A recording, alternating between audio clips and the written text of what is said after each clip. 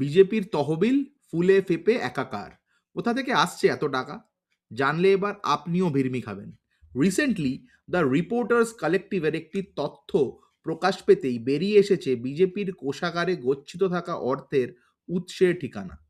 Last কিছু বছরে বিজেপিকে ফান্ড জুগিয়েছে খোদ সরকারি বরাতপ্রাপ্ত সংস্থাগুলো, যার মধ্যে রয়েছে বিভিন্ন কনস্ট্রাকশন কোম্পানি সহ বরাতপ্রাপ্ত ঠিকাদারদের নাম।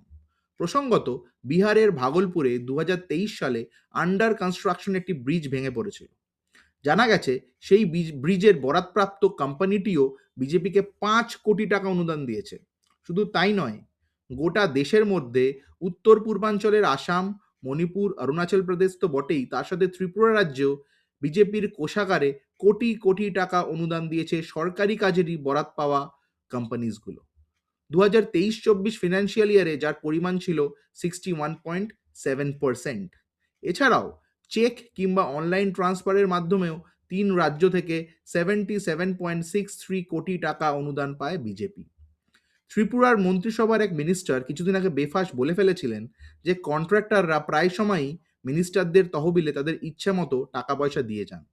দ্য রিপোর্টার্স কালেক্টিভের তথ্য এবার মন্ত্রীর সেই বক্তব্যকেই স্বীকৃতি দিচ্ছে।